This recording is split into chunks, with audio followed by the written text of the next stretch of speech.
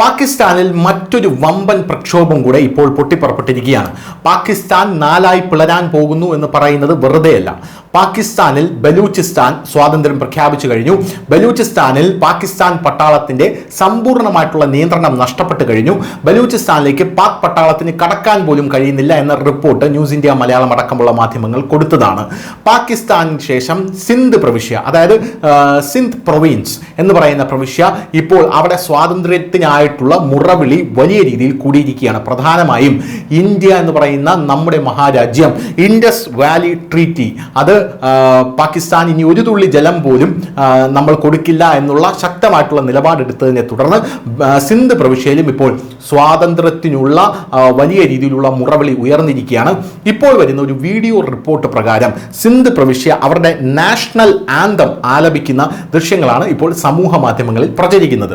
ഈ ദൃശ്യങ്ങൾ ഇപ്പോഴുള്ളതാണെന്നാണ് കരുതപ്പെടുന്നത്. പ്രധാനമായും ഈ നാഷണൽ ആന്തത്തിൽ സിന്ധ് പ്രവിശ്യ അവരുടെ കൊടി വീശുന്ന, അവിടെയുള്ള ജനങ്ങൾ അവരുടെ സിന്ധ് പ്രവിശ്യയെ ഒരു പ്രത്യേക രാജ്യമായി കൊണ്ടുവരണമെന്ന് ആവശ്യപ്പെട്ട് നാഷണൽ ആന്തം ആലപിക്കുന്നു. അവരുടെ കൊടി വീശുന്ന ദൃശ്യങ്ങളും അവിടെ കാണാനായി സാധിക്കും. ആ വീഡിയോ നമ്മൾ കാണിക്കുന്നതാണ്. കോപ്പിറൈറ്റ് വയലേഷൻ ഉള്ളത് കൊണ്ട് കാണിക്കാനായി മാക്സിമം നമ്മൾ ശ്രമിക്കുന്നതാണ്.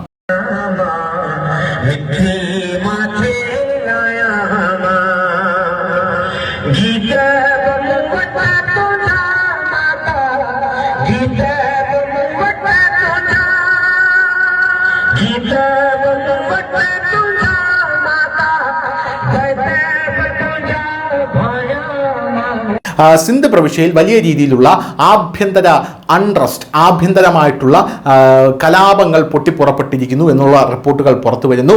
സിന്ധു ദേശ് ഇൻഡിപെൻഡൻസ് മൂവ്മെന്റ് എന്നാണ് അവർ ഇതിന് പേരിട്ടിരിക്കുന്നത് പ്രധാനമായും.